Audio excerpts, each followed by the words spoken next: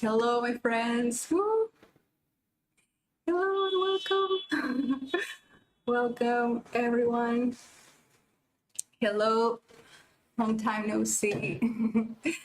My name is Ro, and if this is your first time here, hi, I am an intuitive mentor, psychologist, yoga teacher, channel, and I love creating sanctuary and community for Lightworkers and all souls. And today I am testing out this new streaming format. So I am on my laptop and on TikTok here. And yeah, hi, hello. So today I had planned to do some readings and talk about life and everything, and checking with you guys. And yeah, how's it going? I had to update my streaming software here on my computer, but now everything is working just fine, so I'm happy. Okay, let's see if I can. Okay, that's better. Hello, hello.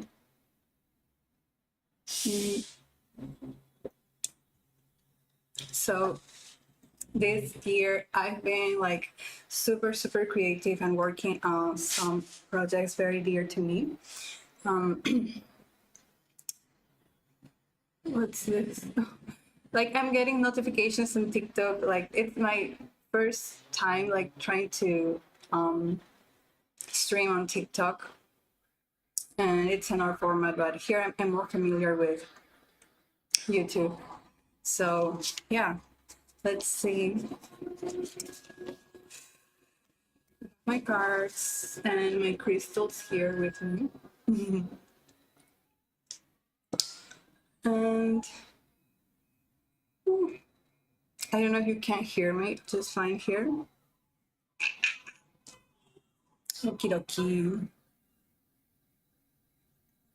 So yeah, as I was telling you, I've been working on these projects about psychology and metaphysics and spirituality. I am super passionate about sharing all these beautiful ideas about reality, about the future, about, love, and I'm getting distracted here. I'm a bit overstimulated now. But yeah, I'm like writing some ebooks and finishing up those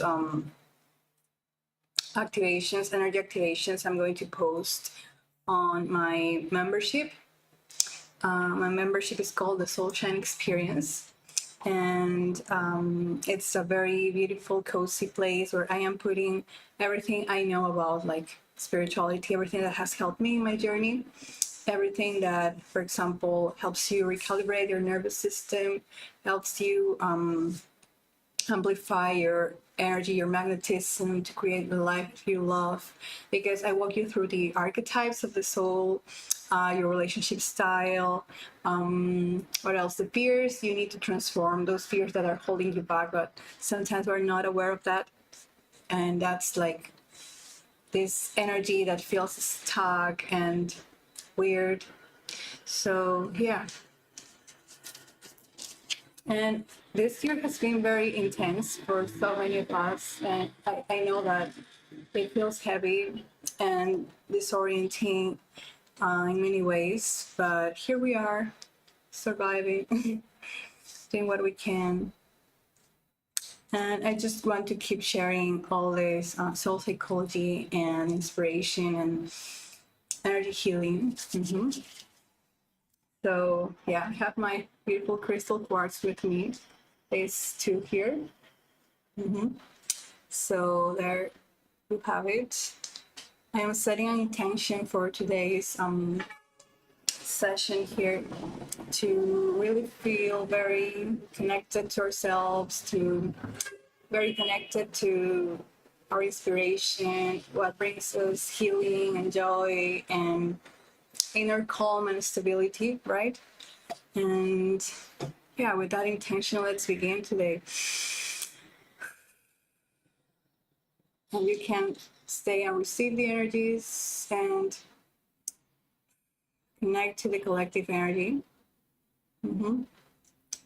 And simply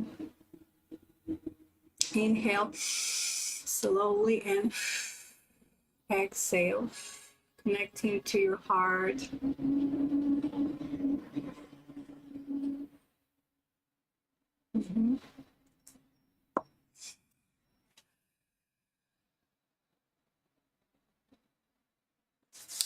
And you can set this intention to release what no longer serves you. Oh, hello, Maite, welcome. Yes, we're just starting today with a stream. So good to see you. Yeah, I'm streaming both on TikTok and YouTube, trying out this new format, and I'm really excited. I'm trying to set up my tripod here. Okay. How are you doing today? I have my beautiful crystals with me. We're connecting to the beautiful collective energies to transmit some peace and healing. And I have my cards here to do some readings later.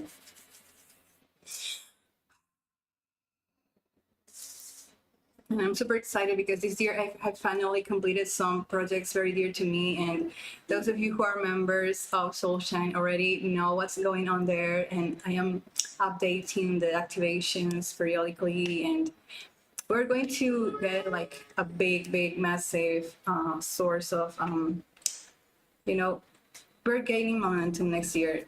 Because this year I felt like, it was so intense and kind of like this emotional roller coaster. And 2025 has been this year of endings, like in numerology, it's a year 9, and year 9 are about completion and conclusions, closing cycles, and 2026 is going to be year 1. So that's exciting. Oh, thank you. Yes. I'm glad to hear you're doing well. Yeah, these are part of my collection.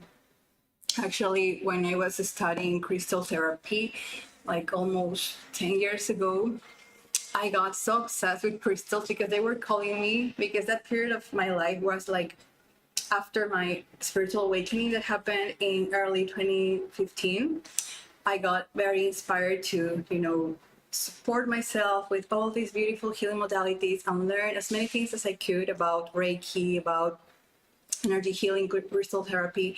And crystals were calling me so much that year. Like I purchased lots of these things that I have. Like, yeah, these are like 10-year-old crystals already. They've been with me such a long time. And I had like a huge collection of crystals, like all the colors, the shapes. This one here, like different sizes. But then like they were too many and it was kind of like a chore to have to clean them and dust them. And I really like to create a relationship with my crystal. Like each of them is kind of like unique and special, so I decided to donate some of them to friends, to some people I know. And I just got like I just stayed with just a few, like the necessary ones.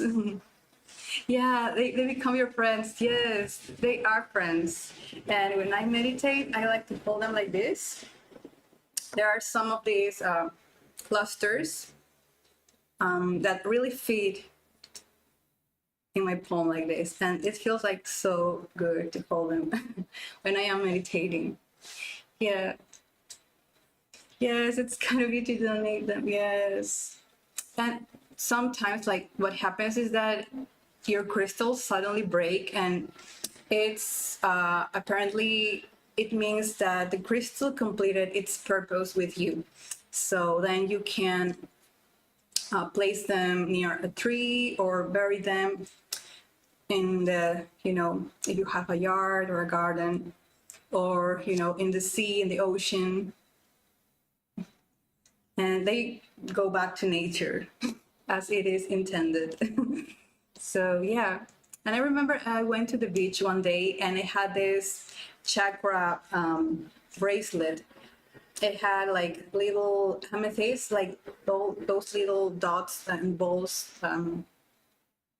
amethyst and other colors like lapis lazuli, I think. And it broke, and the bracelet just broke, and it was like, the ocean wants this these gems back or something like that. My aunt gave me a rose quartz bracelet with a heart the other day. It's so cute. Oh, that's adorable. I love it. Yes. Oh, that's so sweet. Rose quartz. Yes, it's so meaningful when someone you love gives you a crystal. I feel like that's such a beautiful gift. It's super meaningful, and yeah, it carries the love of your aunt. And yeah, that's so sweet. Yeah, my mom also got me this amethyst cluster that I have in my room. Maybe I can bring them here. Yes, it was so kind of her. Oh, I can't believe it's already November. It's crazy. This year has gone by super fast.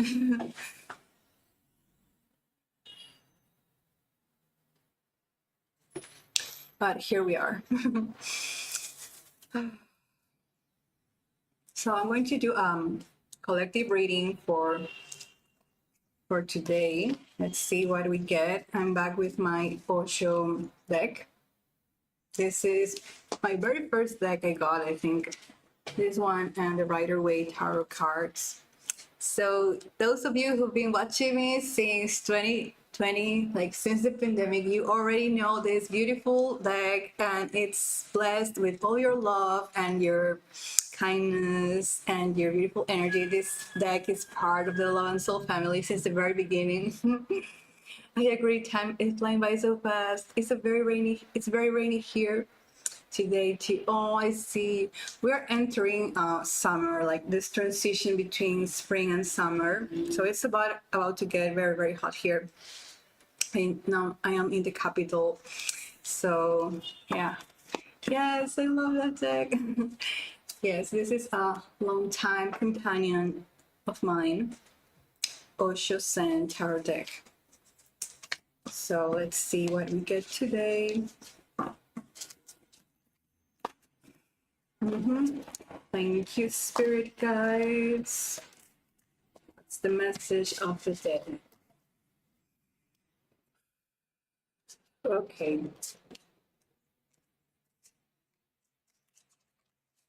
We got these cards here. Oh, good.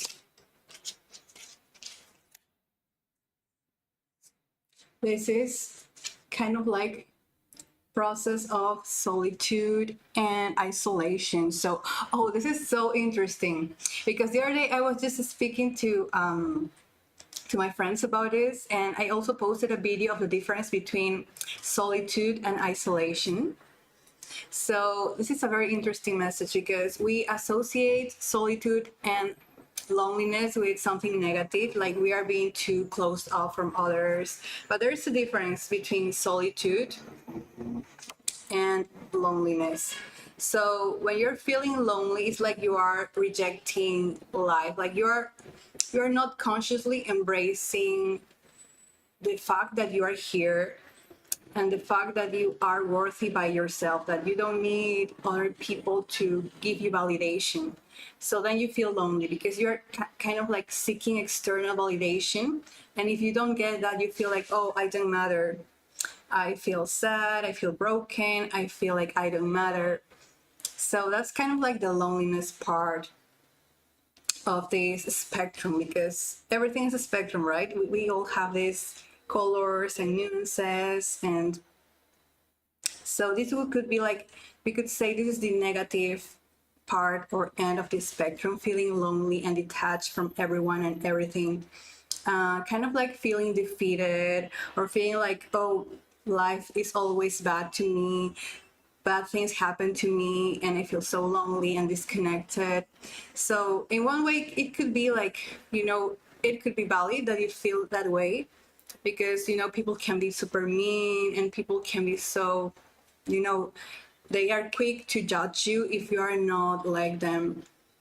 So yeah, it's in a way natural to feel lonely from time to time. But the difference between loneliness and solitude would be like the most positive and embracing part of the spectrum. Solitude simply means that you are okay being with yourself. Like, you don't feel afraid to face your inner demons and your happiness and your sadness, because we are if you think about it, you are the only person in your lifetime that is going to be with you since the very beginning to the very end of your life. So in a way, we all are alone. Like, not like a very hard and dramatic way, like, oh, I'm alone. No, but it's like, yeah, you are singular, you are this individual, and you have yourself. Like, solitude helps you realize that you are here for a reason and you are enough, right? That you can give yourself kindness and validation without demanding that from others. Because, for example, I get questions from some clients or viewers that they feel like they don't have a partner, they are seeking love, they are seeking a relationship because they feel lonely.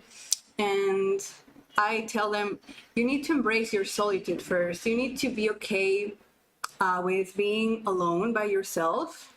And of course, it's okay to long for a partnership. It's completely natural and human to seek love and seek a relationship. But I feel it's way more useful or, you know, healthy when you first have done this inner work of sitting with yourself and saying, okay, yes, this is my moment of solitude. It's necessary for me to know myself, to know my thoughts, to know my beliefs, to know what makes me anxious, to know what how I see the world, right? So this solitude is important and it's fundamental. And I feel like for old souls, for example, if you connect with this ancientness like we all have here, like most people here in this community are old souls. And we are usually very okay with our solitude. Like, we tend to be introverts already. We tend to do just fine being by ourselves and alone. So we cherish our alone time to do what we want because no one's bothering us. And yeah, and this kind of like solitude, you can see this guy here. It's like they are in the beginning of a journey, like of introspection or discoveries and adventure there. Okay. I need to figure out how to show you the card. Okay, from there you can see. Yes, you're an introvert. Yeah, so am I. I kind of like tend to be sometimes like an ambivert. I'm in the middle. But yeah, I love my alone time. And yeah, it's so important to cultivate that love for our solitude. Yeah, difference between solitude and loneliness. And I have like a longer quote. I think the other day I posted something on my TikTok. Let's see if I can find it here. Because I sometimes for my post, what I do is to record like the voice notes and it turns into text like with a Google Keep. Let's see if I can find the quote.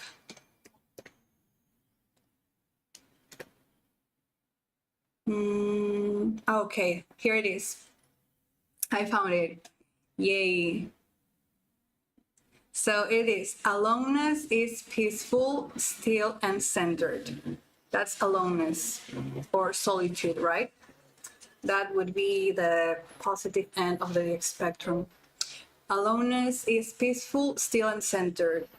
Aloneness is very different from loneliness.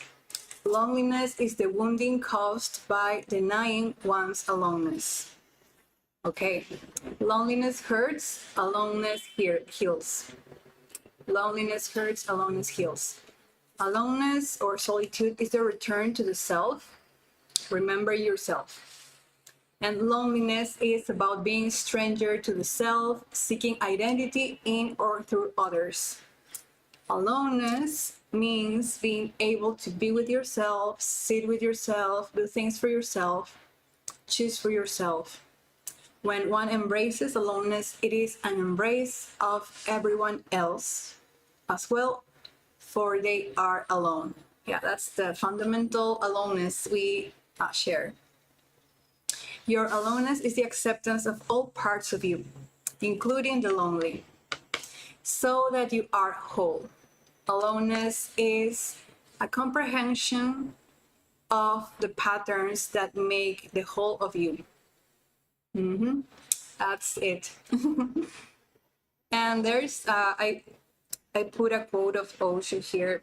Real love is not an escape from loneliness. Real love is an overflowing aloneness.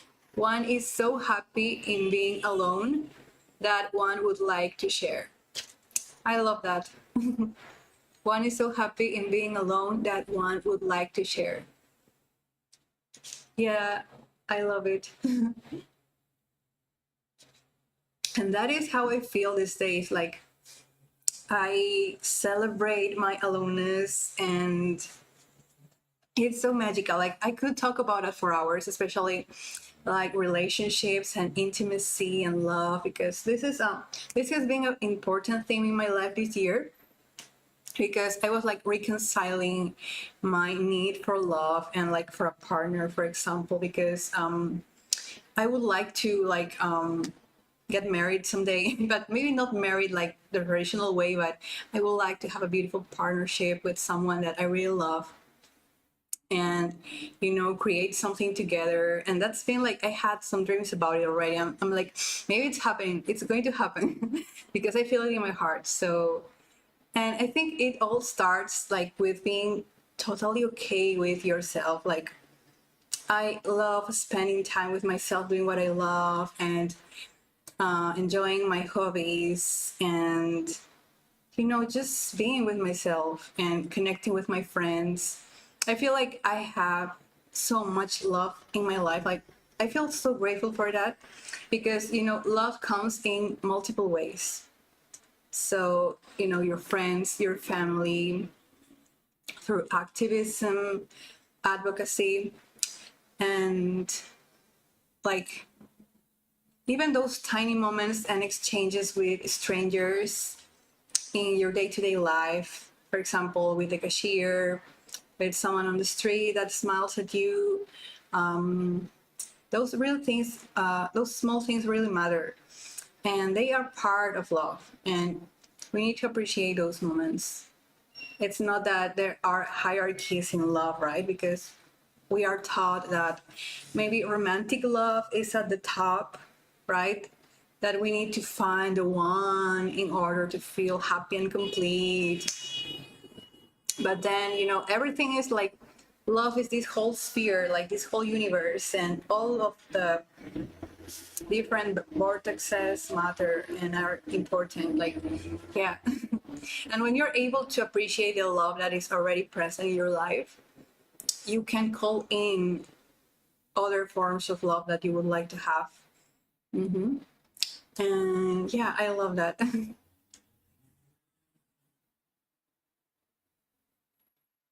But of course, when I say this, I don't want to dismiss anyone else's experience, because I know that for some people, like, being single for a long time is hurtful.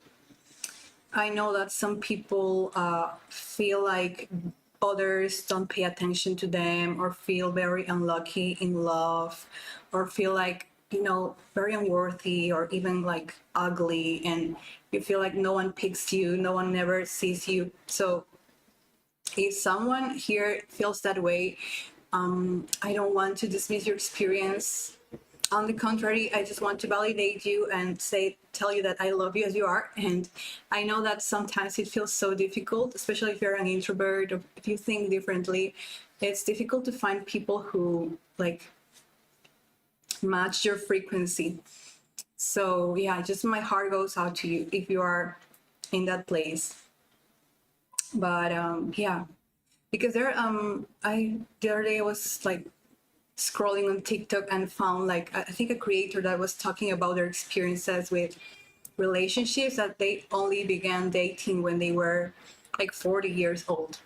And these people call themselves late bloomers in love. And yeah, those experiences are real, right? And it's important that people talk about that to normalize that experience, right? Because many of us think that, oh, we need to find like our first boyfriend or girlfriend when we are like in our teens. And if you don't do that, then you are it's getting late for you, and you are infantilized. Yeah, I think that happens a lot, especially with women, that if we don't have like a partner, or if we are single, if we haven't gotten married by the time we're 30, like some people don't take you seriously. And yeah, those things happen. And I feel like it shouldn't be that way, because yeah, I'm like opening my eyes to many of those experiences that happen with many people. And for example, yeah, like there's this priority for the nuclear family and for being like, for having a husband or a wife or, you know, a spouse. Like it's like society puts these people as a priority rather than people that are single or they are taking care of their parents or their elders.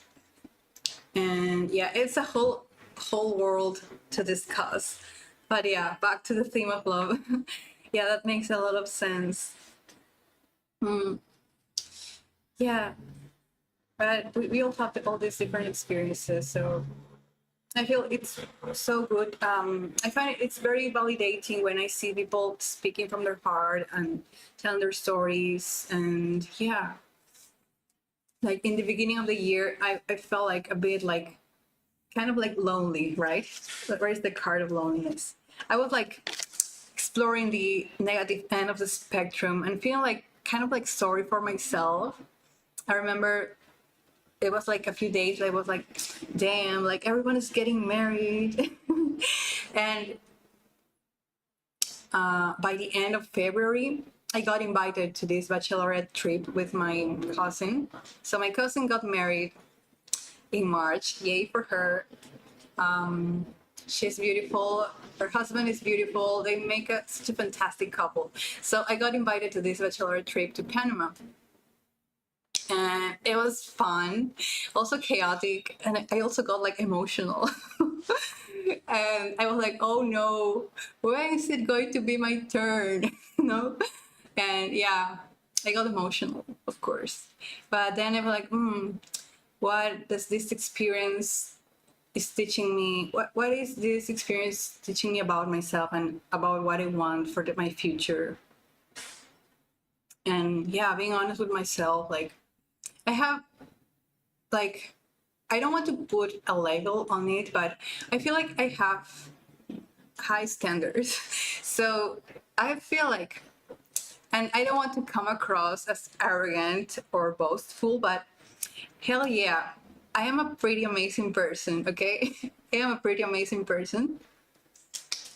Congratulations to me, and congratulations to all of you watching, because I know that you're amazing people too. So yeah, I'm like, I am a fucking amazing person. So I am not tolerating anything less than what I am. Like, I need my same vibration. Okay, like I am my baseline, right? And I'm like feeling thankful because I'm like, I feel like the universe is protecting me from what's not meant to be mine, right? Like I am being protected. So the fact that I haven't found like maybe my person right now, it means that I feel like they are also getting prepared for me. And as I am getting prepared for them in a way like to match each other's frequencies. So I'm like trusting myself in the process and just enjoying my life as it is. And yeah, as I said before, finding love in everything and everyone, especially within yourself, because you need to be your own best friend. And yeah, it's like relaxing into you and relaxing in your enoughness. That's what's working for me.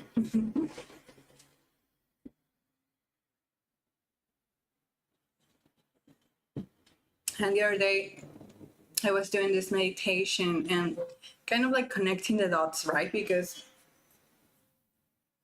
we humans naturally feel wants and desires, and we want to achieve things. We have goals. We get in this exciting process of, oh yes, I want to do this and that, and I want time to go faster so I can finally have what I want.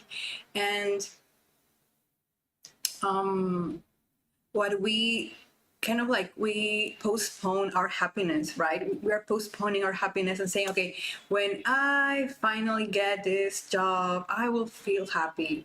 When I get this relationship, I will finally feel like I'm worthy.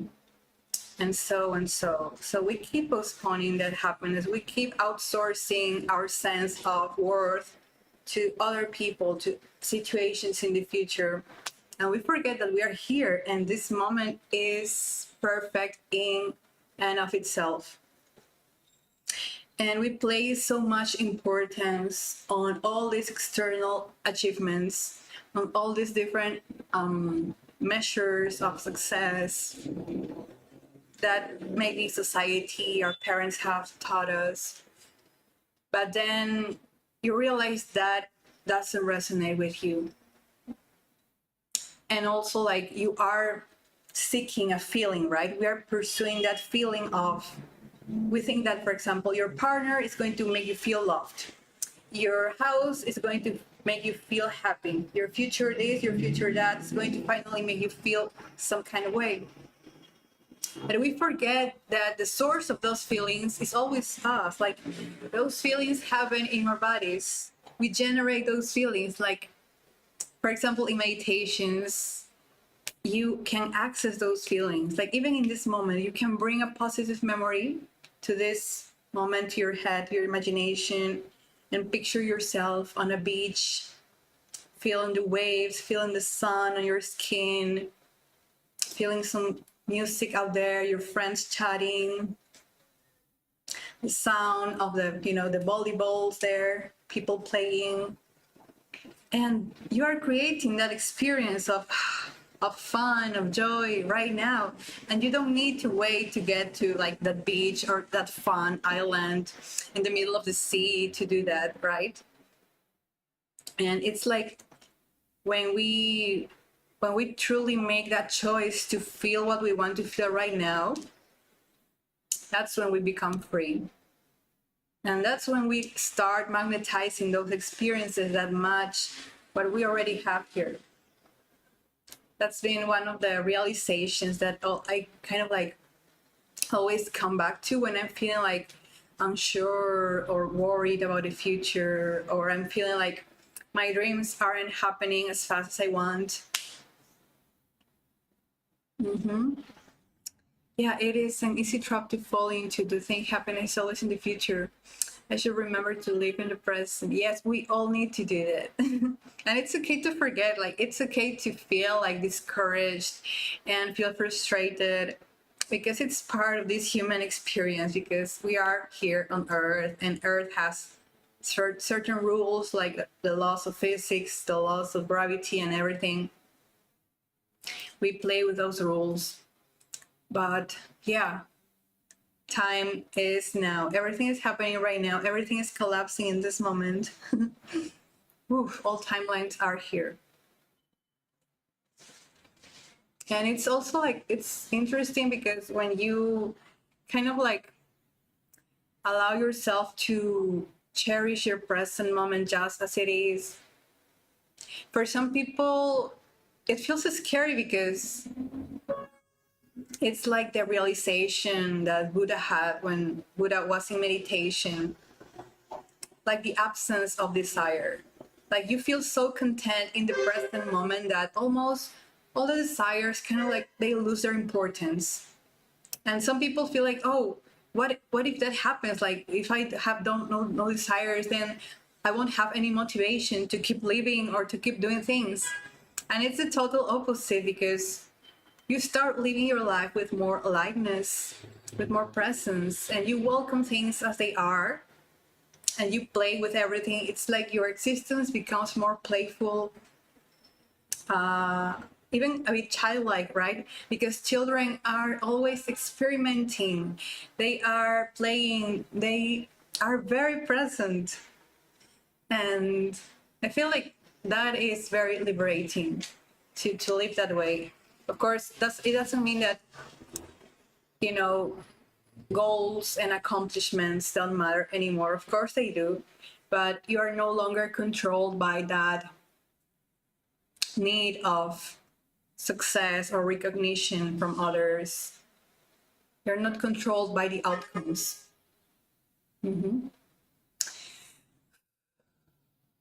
Yeah, that's important to remember. And this could be extended to many areas of our lives, you know, material goals, love and relationships. Always coming back to your center, to your source of life, your heart, your soul, your spirit. So, yeah. What do you think about that?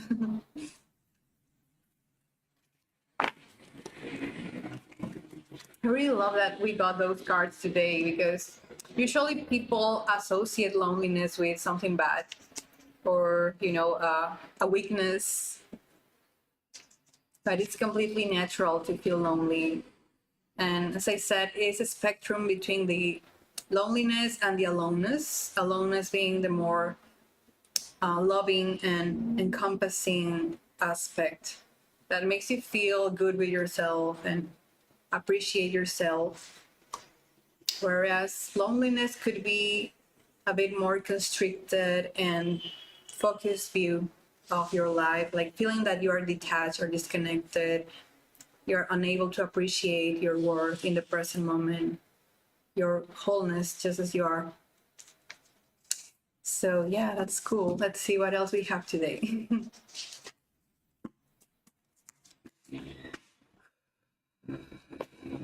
So I'm very, very happy to be here. I was like cleaning my room earlier and deciding like the topic of today's session, and as always it comes very intuitively. I don't like to like plan too much, just like let it happen.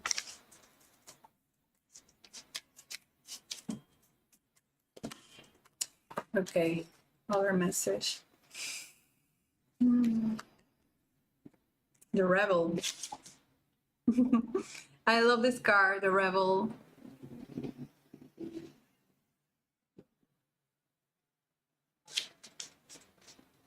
This year has been a year of rebelliousness and this active energy,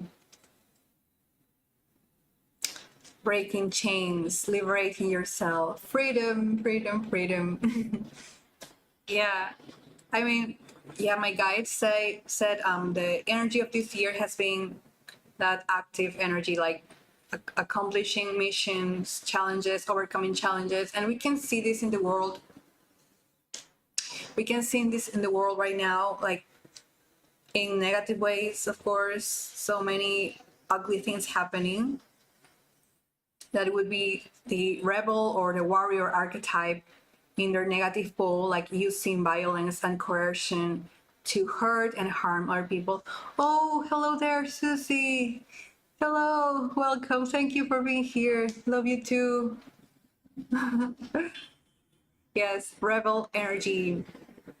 So the rebel carries the torch of triumph and this energy of hey, like let's get together, let's fight for what is right, let's fight for humanity, let's fight for love, let's fight for the animals. So in the positive pole, rebels get things done, like It's this energy of victory, of passion, of fire, like for good reasons, because fire can burn things, but fire can also bring life, right? Can illuminate the path forward, like the sun, like, yeah. The archetype of the warrior is very connected to the sun and that energy, the qualities of giving life. And yeah, I love Lovely so much. Let me explain here. So in my membership, I already uploaded the Soulshine Handbook, and there I explain the 7 archetypes and also the relational styles associated with each archetype, because it's a whole framework I am sharing with the world, and I'm so excited. So the warrior archetype also carries this energy of like liberation and challenge, and we can see this like in many ways in ourselves too, like in which ways we are able to be honest with ourselves and say, okay, there is something wrong in my life, maybe there is something I want to change, and I want to motivate myself to do that. That is the energy of the warrior, like being honest, like saying, okay, enough with the bullshit. I am being honest with myself. If there is something I need to fix in my life right now, I must do it. And you find the will, you find the energy, you find the strength, the willpower, the courage, and then you succeed. Right? You rebel. I love reading about that. Oh, I'm so glad.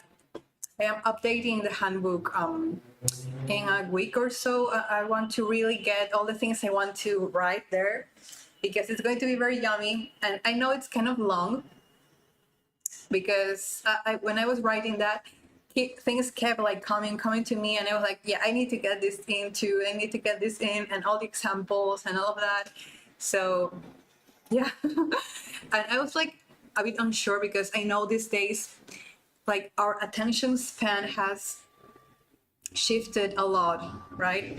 Across time and space. We tend to get distracted easily. So I wanted to cater to that different neurobiological need we have. So I really wanted the book to be like easy to read and very practical. Yeah, and that's why I am doing this this series, because on each book I want to focus on different themes. Yeah, but that's another thing. Anyways, back to the warrior energy. How do you feel this energy in your life? I want to ask you, my friends, if you're still here. So yeah, to me, this warrior energy this year, as I said, was about getting things done and completing my projects, stop procrastinating, getting more disciplined with the things I love, because I know that is for my highest good. Like, these things are good for my life, for my career, for my abundance and prosperity too. So yeah, I feel like this year I have done more and more things that used to scare me. Yes, that's huge. I am so proud of you. Yes, I love that. I love that. Yes. Yeah, the warrior teaches you that it's okay to feel fear. Feel fear. You can feel the fear, but do things anyway, right? You can do it anyway. It's okay to do things with fear. Then when you finally do that, you realize, oh, it wasn't as bad as I thought. Maybe we can try again and again and again and again. And then the fear dissipates. So yeah, I'm so proud of you, Maite. And hello, TikTok here. I'm like simultaneously streaming both on YouTube and TikTok here. Okay, let's see. Yeah, my battery is just fine. Mm-hmm.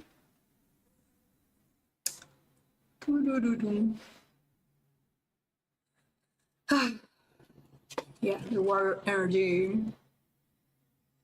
So I feel like, yeah, me too. Really, like, scary things that are good for me. Like, yeah, some scary things are really good for you. Like, it doesn't mean that like everything is a threat. Like, if something is scary, if something feels scary, it doesn't mean that it's a threat and it's going to annihilate you or like boom, be so wrong for you and hurt you. Some things are really necessary to do. Like in my case, it's kind of like some adult responsibilities. And as you know, I have ADHD.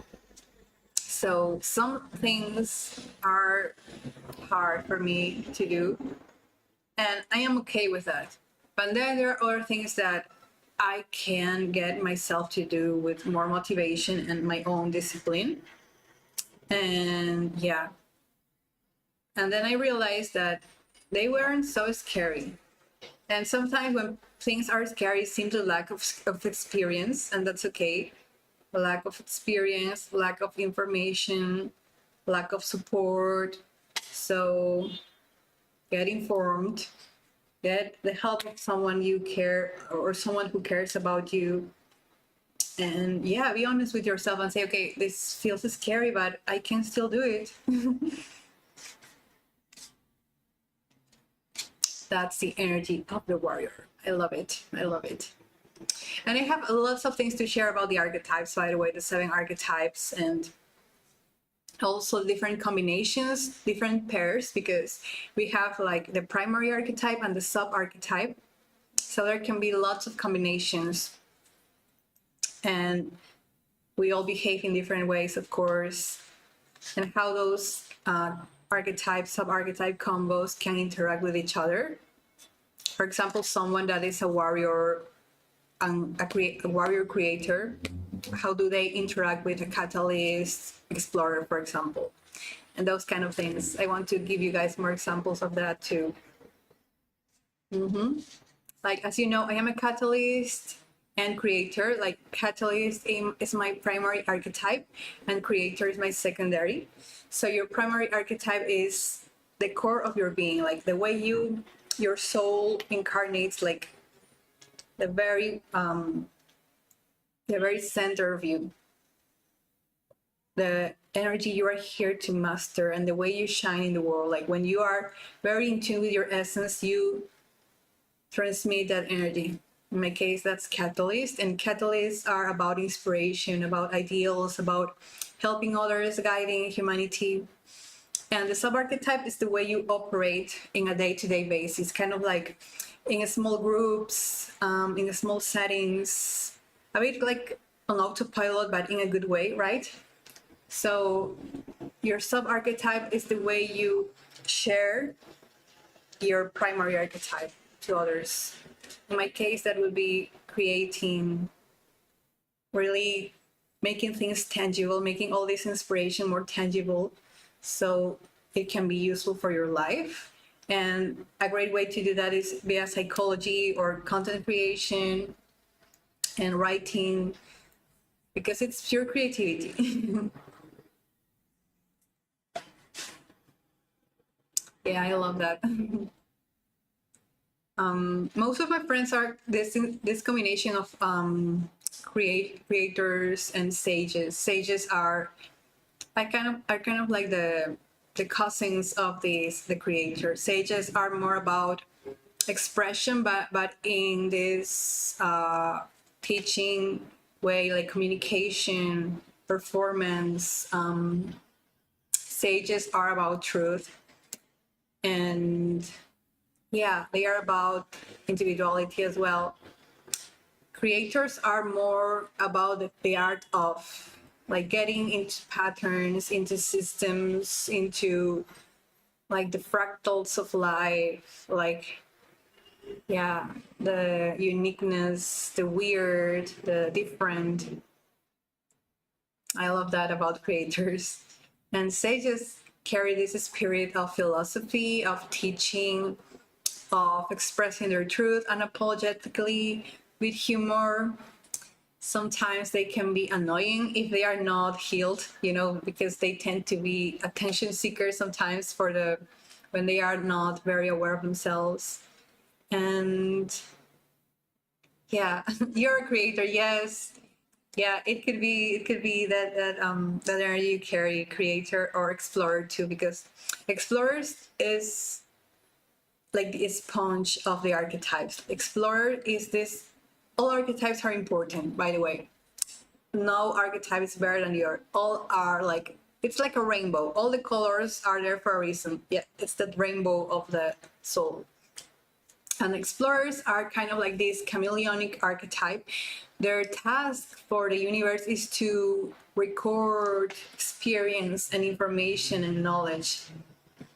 And they are all about immersing themselves in life, in experiences. That's why they usually operate more through their secondary archetype.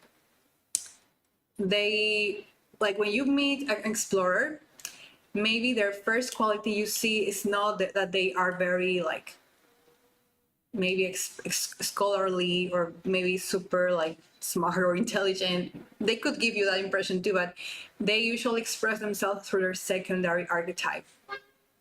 For example, a sage or catalyst of archetype, but their core is scholar or explorer. And yeah, they are like, they are the chameleons. And it's super cool. And usually they also have very specific interests as well.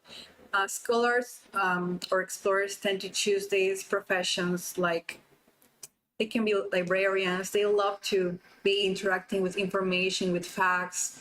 They can be researchers. They can be teachers too. And yeah, of course, you can be anything. Like an explorer could be an actor too, because they want to get into all these roles. They are different people, right? And I have this theory that the actors we see in Hollywood, for example, the actors who feel like unrecognizable from role to role, right? Because there are actors that you see, oh, he was there in that role, but also this, and I couldn't, recognize him in either of these roles because it's such a different person. Those actors tend to have that explorer archetype because they really are these chameleons. They are so good at that.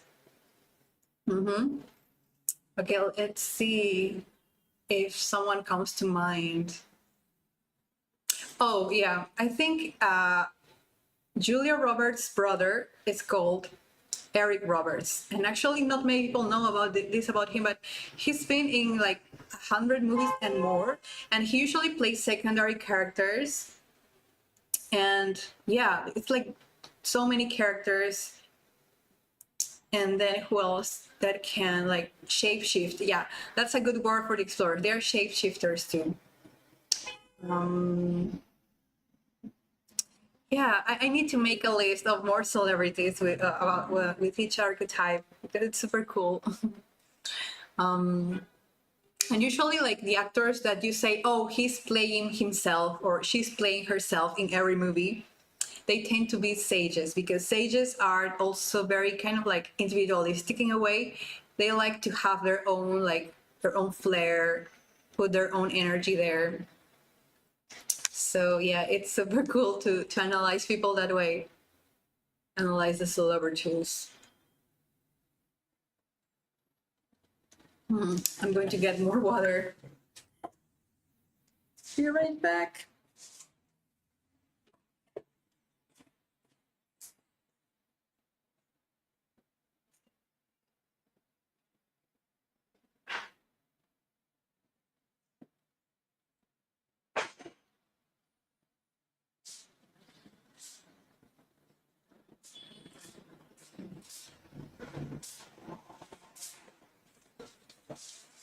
Okie dokie.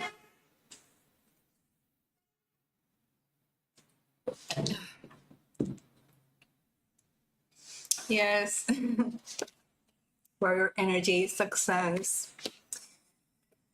That's the energy I really love about like when warriors or protectors, like the terminology I use, I like to make it like gender neutral, right? And usually the term warrior is associated with war, and I kind of like don't want to associate this energy with war, right? So I call them protectors or guardians, for example. because that energy feels more neutral and peaceful, and kind of like what we need now in the world. We need more protectors and guardians, but in the end it's the same, like the different words for the same kind of energy. The energy of action, the energy of focus, of discipline. And yeah, when protectors, when guardians are manifesting their essence, they are amazing trailblazers and change makers and activists. For example, Greta Thunberg, she's great. Like, I admire her a lot. They are like, they can get so hyper focused into what matters to them, and they fight for that. And they also carry this energy of, so not to romanticize sacrifice, but I explained that in the handbook that, for example, sacrifice is kind of like this energy of saying, okay, maybe I want to give my life for this cause because it matters to me. I believe so much in this cause, like in that people should be free, in that Palestine needs to be freed, that it's okay if I, give my life in the process, because what I want is what's best for humanity. So when warriors are manifesting that energy, that sacrifice is noble, that sacrifice is pure. That sacrifice is, it's necessary. But for example, the negative part of sacrifice is this. For example, you are, a beautiful, lovely person, but you are constantly putting up with disrespect. You're constantly getting in relationships with people that don't care about you, that treat you badly, with partners that abuse you, and you think that is love. You think that sacrificing your needs is love, and that is not how it is. So you can see the difference between like the positive pole of sacrifice and the negative pole of sacrifice. Yeah, she walks her talk. Yeah, absolutely. Like when she was released from, the abduction, because they kidnapped her and they tortured her along with the other brave activists. That was so hard to see, but it's so admirable how she never spoke, like she didn't really made it about herself. But she said, okay, yeah, I was tortured, but what matters is that Palestine is free, period. Like, what is happening to me isn't like a fraction of what's going on with children and women and innocent people there. So yeah, that's fucking warrior energy. This warrior energy, protector energy. Yeah, that's a great example of how you fight for a good cause, no matter what. And she has made people uncomfortable. I remember that when she started, she was protesting in the streets of Sweden, I think, outside of her school, and people thought she was crazy. But I felt like she was right all the time. Like, yes, we need to protect the environment. Like, all these greedy corporations are killing the planet. And it's like the universe was speaking through her, right? The universe was speaking through her. Mother Earth was speaking through her.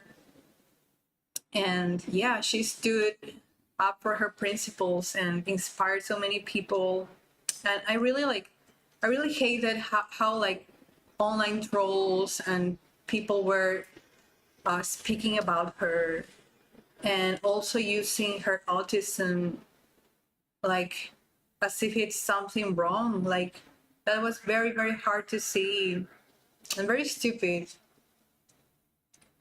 But she's excellent. She's amazing. You know what?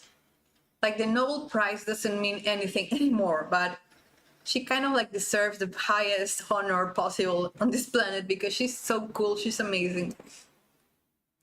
And she and the other activists, of course, like Thiago Avila, they are great.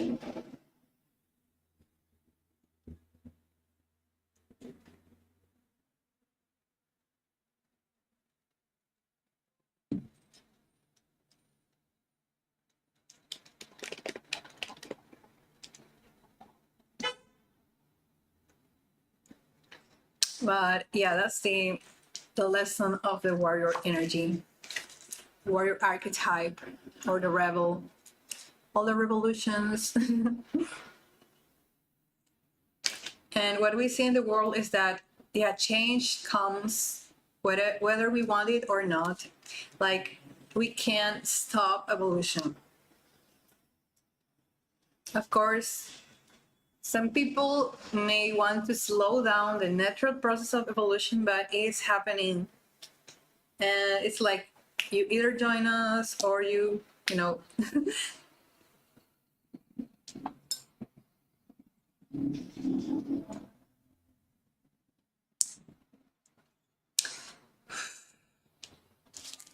All right.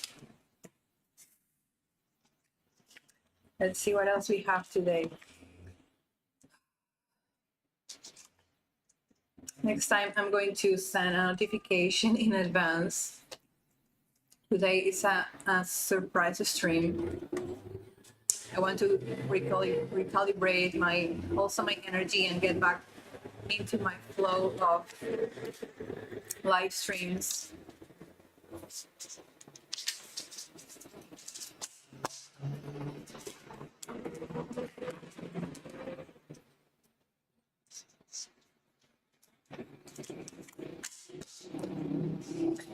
All right, Spirit, that's the message you have for us, to our beautiful viewers and friends.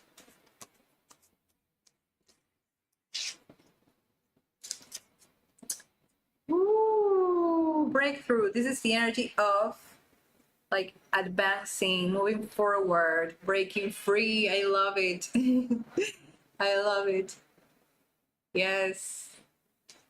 I think it pairs really well with the rebel energy, because this is all about like succeeding, breaking through those limits and impositions, all the unhealthy chains.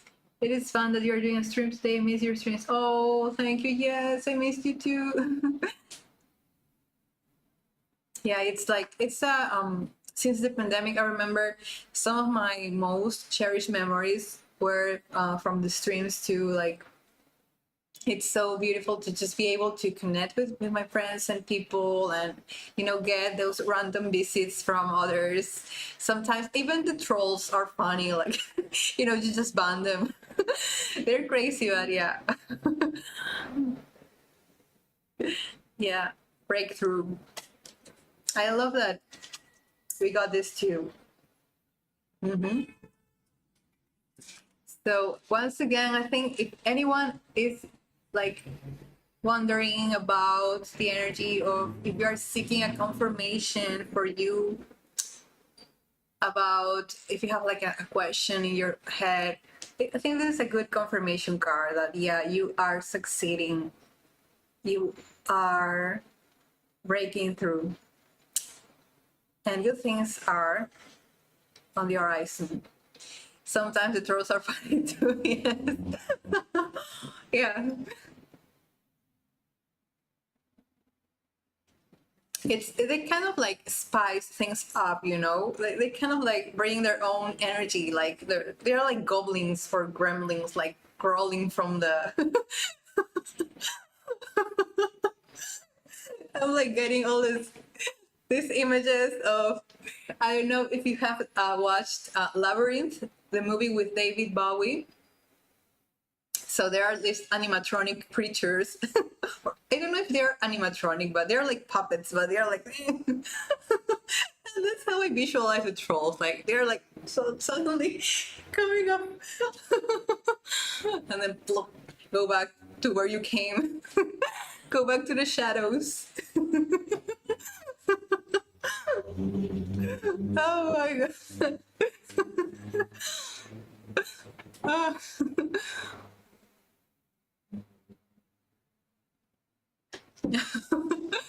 Oh, that's hilarious. Yeah, I think that's a good reframe of the situation that could otherwise feel uncomfortable, but yeah.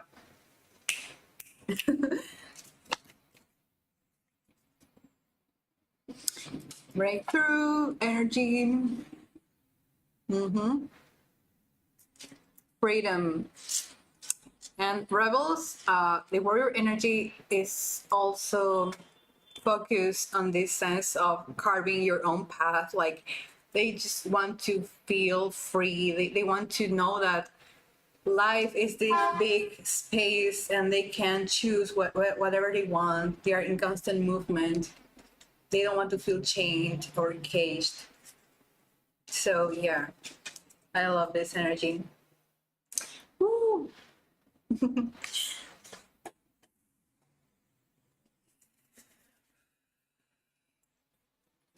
And we have our beautiful crystals.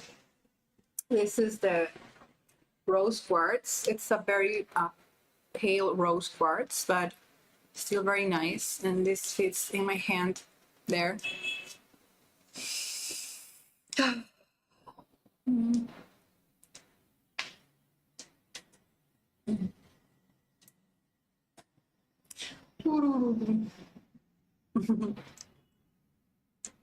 Yes, I love these crystals. I feel like here in Peru, the crystal shops are affordable in general. I've seen the prices from other shops like internationally, and they are quite expensive. So I'm glad that I think Peru has many sources of this natural crystals, so it's easier to get them. But still, in general, prices have risen, and it's like, yeah, some things are very expensive these days. I'm glad that I got these crystals at the price they were like a decade ago.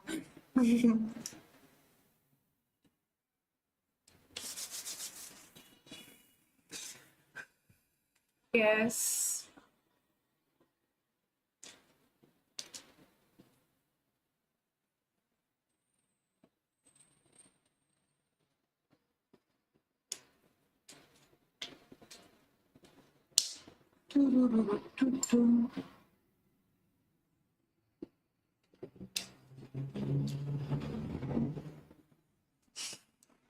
Okay. So, my beautiful Maite, since you are my beautiful patron, you have access to a question here that I can do a reading about. So you can share the question in the chat or DM me on Discord if the question is a bit more, is longer or more complex. And I will do the live reading for you if you want. You can ask a general question or anything you like in this moment. I am here for you. This is my gratitude for you. And for anyone watching too in the future, I do my live readings during the streams. And if you're a patron from the Lightworker tier, for a minimum of 4 months, you get also a reading. And if you're not a patron yet, you can join on my link below or purchase your live reading during the stream. Live readings are $20. So that's for you. Oh my God, thank you. I love your Instagram. Oh, sure, of course. Thank you. It was meant to be. Like you came here, it was meant to be, of course. Things happen for a reason. So yeah, it's my honor, my pleasure, of course. I love this. And I love you. So yeah, take your time, write your question. I am here. And thank you everybody here watching on TikTok. I'm like switching from camera to camera. I know this is a bit disorienting. Sorry. I'm going to try to put this closer maybe so it doesn't look like I am abandoning either of you.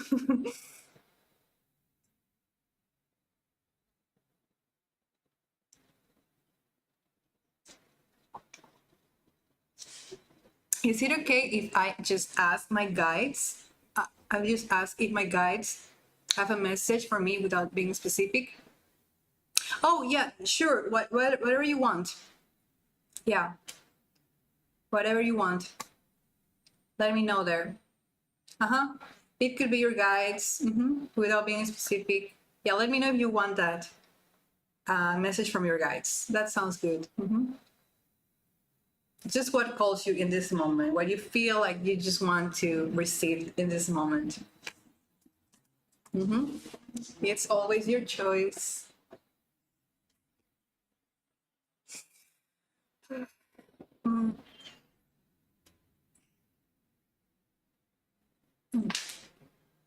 And reminder to stretch. Today I did my workout with an extra dose of stretching, and it's always nice, especially if you are doing strength training, to finish your workout with a longer stretching session.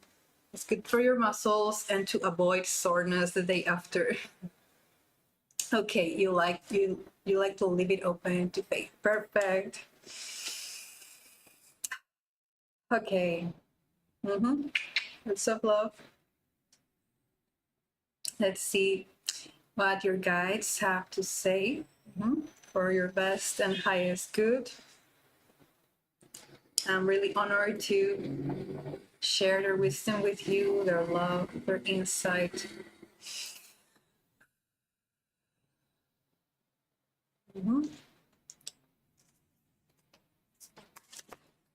Maybe shuffle the deck. These two cards, they just wanted to be there. Oh, wow. Look at her, a beautiful queen of abundance. Her message is sharing the abundance of you, the abundance of your soul, your creativity, your colors, your beauty. Look at that beautiful headpiece she has, those earrings. Hey there, we're doing a reading. I'm like switching from camera to camera. Oh yes, she's gorgeous. She carries this plate of like a lot. She has this beautiful candle and this grapefruit and grapes that represent the abundance of her soul, her richness. And it's a reminder for you to, like, right now I'm seeing like, wow, you're here to share your beauty and your uniqueness, and like let people see how beautiful you are. And also receive, because the act of sharing is like this circuit of giving and receiving. So you are like resting in your softness, like the seasons, you know, winter, autumn, spring, summer, all seasons of life have their importance, their meaning. We can't skip seasons. We need to flow with that rhythm. And that's a message that I'm getting right now, that if you feel like if you are in a season of winter, it's okay. It's part of your process, of your creativity. It's like, yeah, we need to let our life flow like the seasons. And I know that society or the world gives us a different message, that we always need to be producing something, like constant productivity, constant action, but we need to listen to the rhythms of our soul. And that's what I'm sensing right now from your guys, that listen to the rhythms of your soul. Listen to what you really want to do, because that is going to be true for you. You don't need to prove yourself to others or prove that what you're doing is okay for others. Maybe they don't understand you, and that's okay. But you can teach them by example. You can live your truth with confidence. And they will inevitably be okay with that, because you are in this, you know, you're anchored in your truth. You're like Greta, right?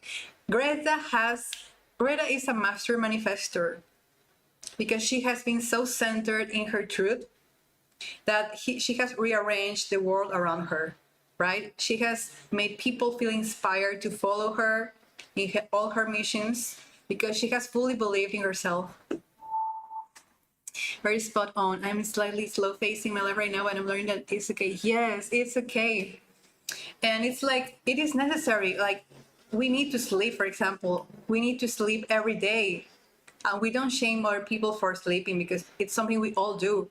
And it's similar to those slow phases that, yeah, It's okay to not know what to do. It's okay to feel uncertain. It's okay to feel like sluggish and lazy.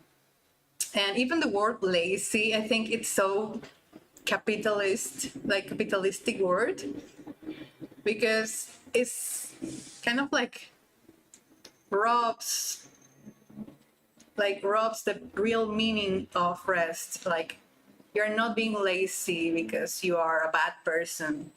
No, I want to reframe what lazy means. Like, I'm just doing what I can at my own pace. Like, that should be the real meaning of lazy. Or using other word like, I am being authentic. I am being honest with my soul, with what I need to do. And this is possibilities.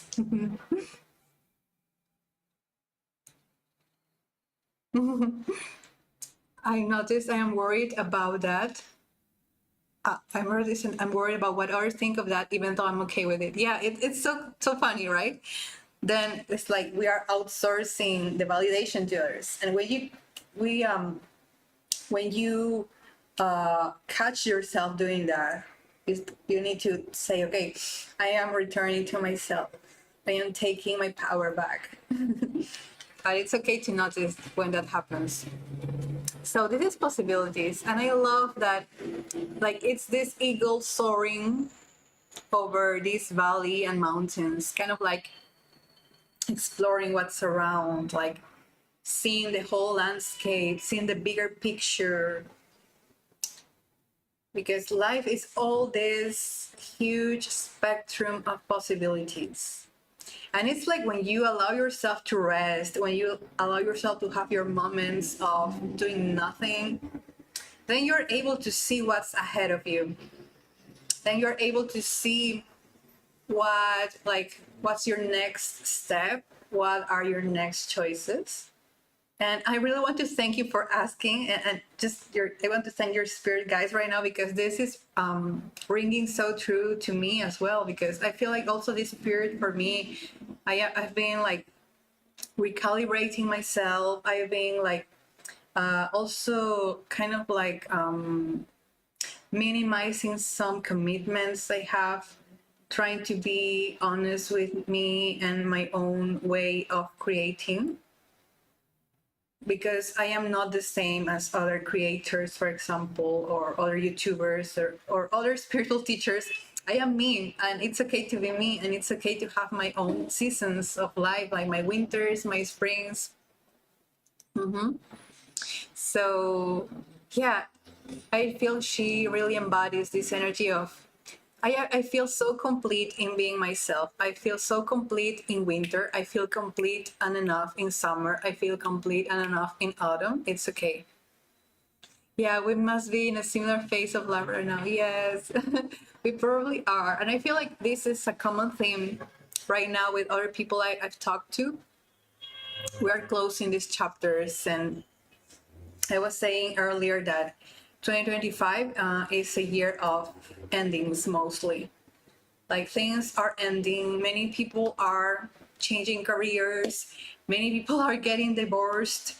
Many people are also getting married, but in a way, getting married is also kind of like an ending of the previous life you had as a single person, or,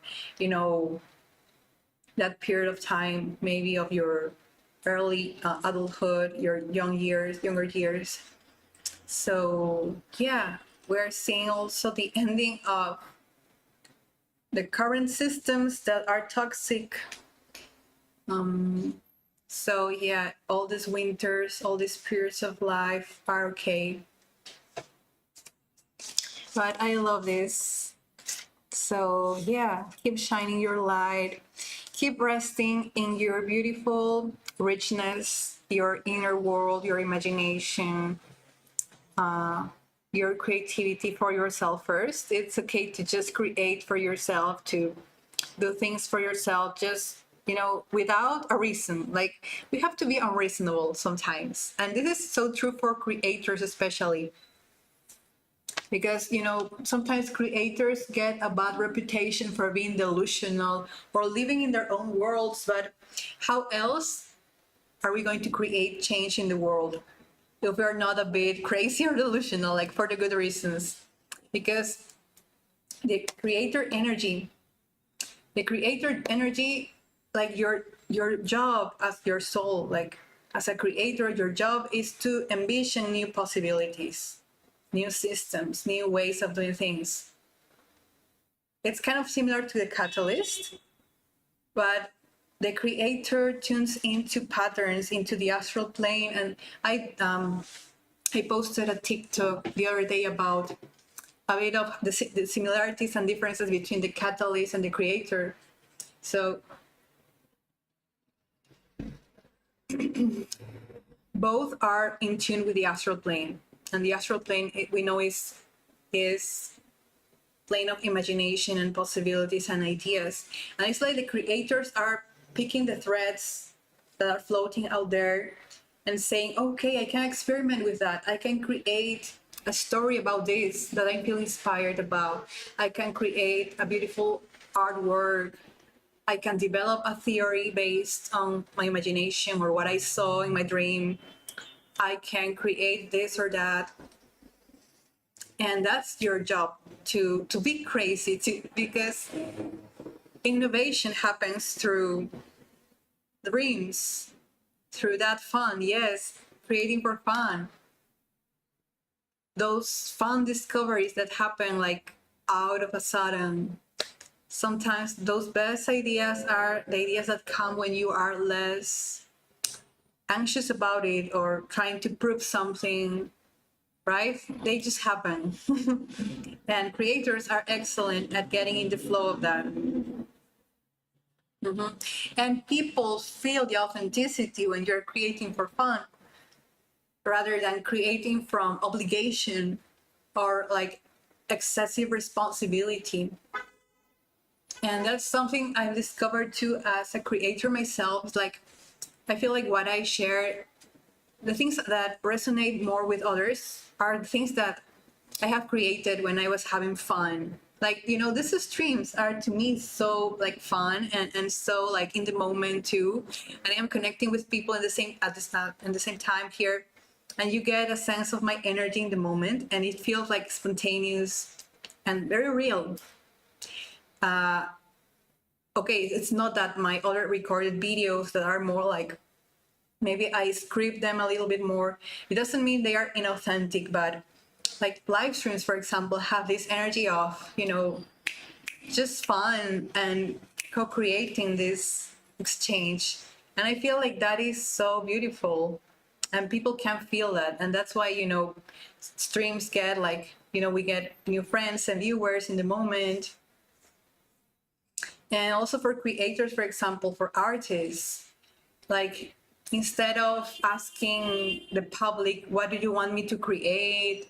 What is going to help you? Maybe creators can be selfish, like in a positive way, like just doing what resonates with you. And that's a quote from David Bowie too, and from other great artists. Like comes to mind David Lynch, that made all these movies and the show Twin Peaks, super surreal shows that don't make sense, but the vibe is so beautiful and exciting and mysterious. And that's why we love them, because they are very unique. They are very themselves. The energy can be noticed, the energy can be felt. And we are energy beings. We feel the energy first. Like before someone even says a word, you are feeling their energy. Especially like I think in real life when you are next to them, but even like on screen, you can feel the energy. And that's why I want to make more live streams, because I also feel like I gain energy doing this rather than feel like I am depleting myself. Not that doing other kinds of content feels like depleting myself, but this feels super fun too. And yeah, it's just like, and it sometimes feels counterintuitive to be like selfish. So maybe it's not the word that I would just, I don't know, but especially I think for artists, see, you are this channel of the universe, and no one can express the same energy as you can express. No one can channel the universe the way you can do it. That's why you need to be hyper true to yourself and express what wants to be expressed through you.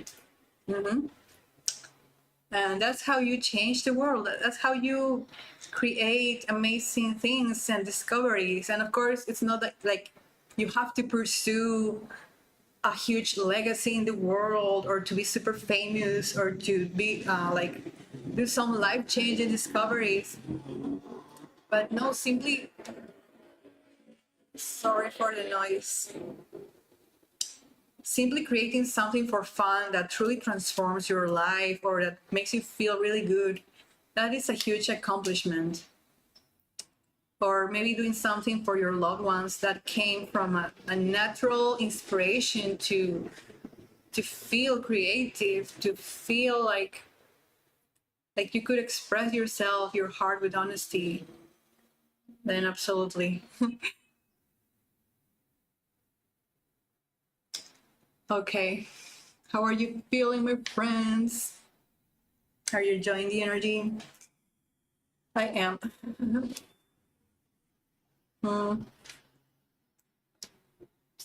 So many interesting things from your reading, I love it. I love when those insights can also be shared with others.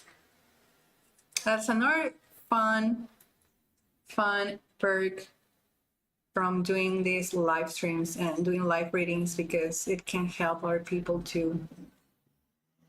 And definitely that's something I've also realized this year, that I really love doing one-on-one sessions with my clients, but I really like to make it available for the public, to like for a bigger audience.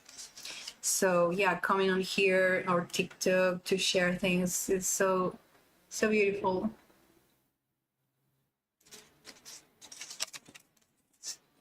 And yeah, I don't gatekeep anything. You can ask me any question and I will share what's helped me, or what's helped my clients. Of course, not saying their names, but saying the insight we got from the session, for example. And sometimes with their permission, I share some snippets of the sessions or a summary of what we talked about. But yeah, I am super grateful. Thank you for that beautiful reading. I will really listen to it again later, because it has so many gems of knowledge to make my day. Oh, thank you. Oh, I'm feeling so fuzzy. I'm feeling so fuzzy. Hello there. Thank you, my friends. Thank you, my dad. Thank you. Yeah. Lots of love to you.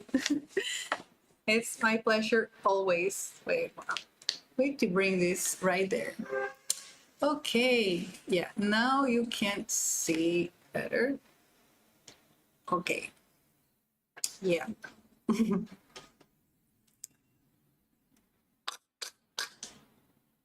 I'm so happy to be here.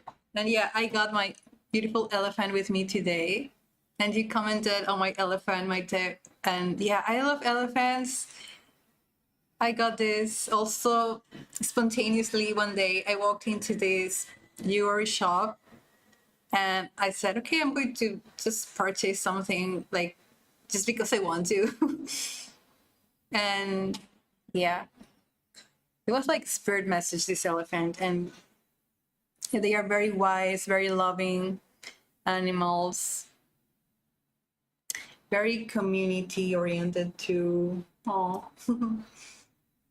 Yes, the elephant energy. Yeah, let's see here. Going to do a quick search.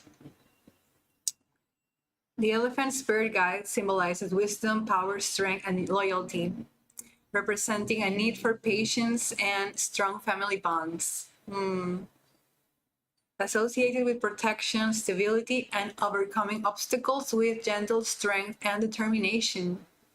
The elephant represents a deep connection to ancestors, a long memory, and good fortune. Yeah. I love it. Embracing patience, seeking and sharing wisdom. Beautiful. That is perfect for you, I think. Oh, thank you. Yes. Yes.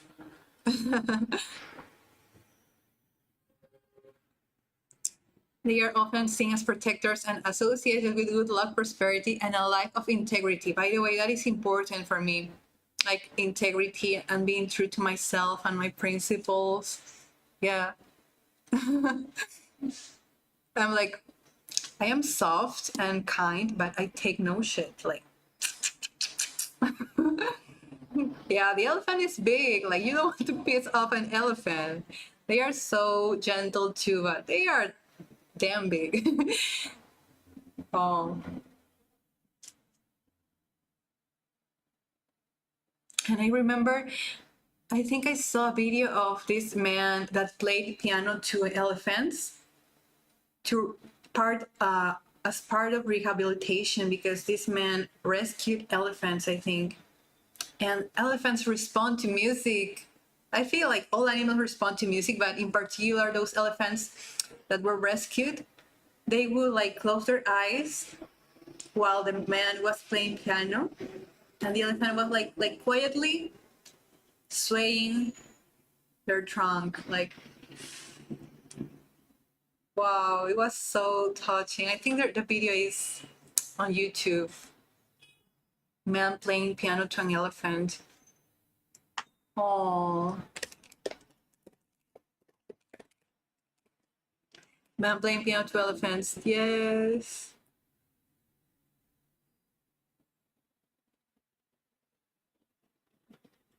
Oh, his name is Paul Barton.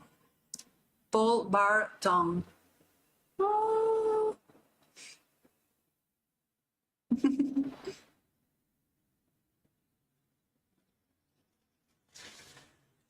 More water, more water.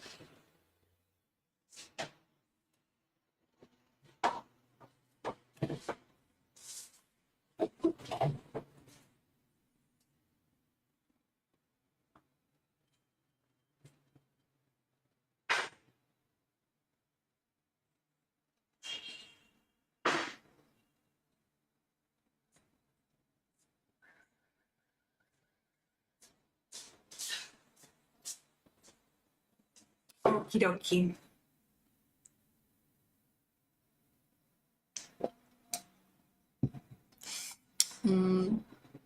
Let's see the messages here on TikTok.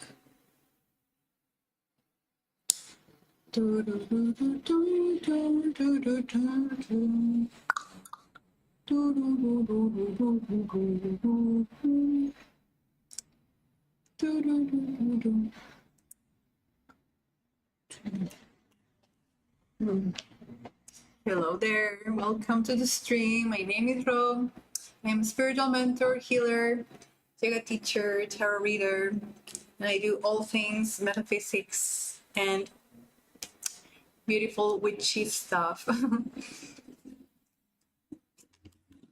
So, wow, yeah, love that reading.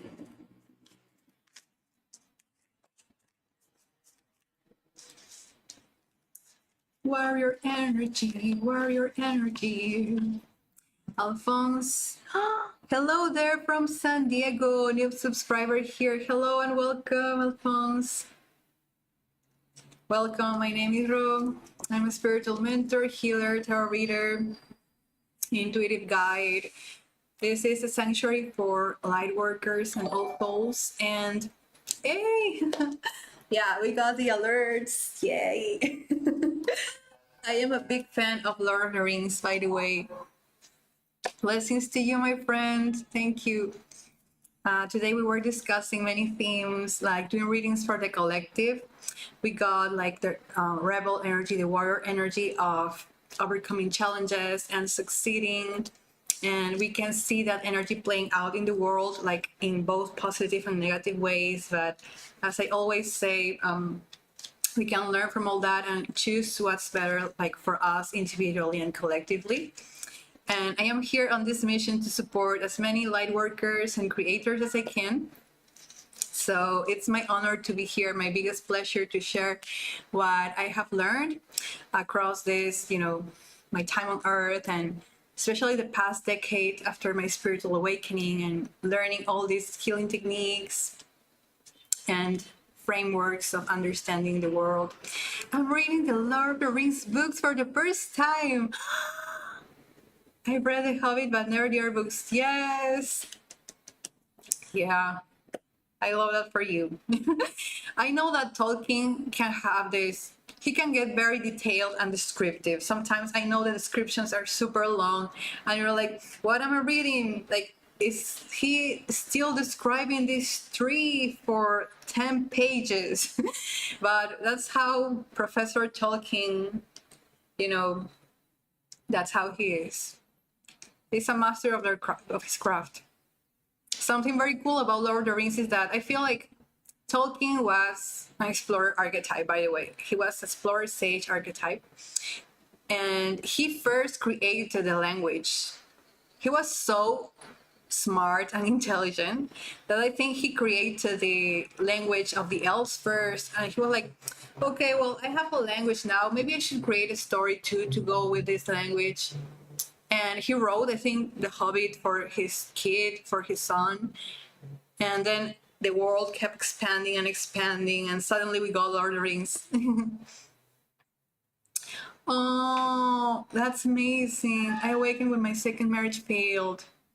Yeah, I mean, my heart goes to you, and I know that those periods of transformation are hard, and they make us face our deepest fears and demons. And before my awakening, I was like heavily depressed and anxious, and I didn't know what to do with my life.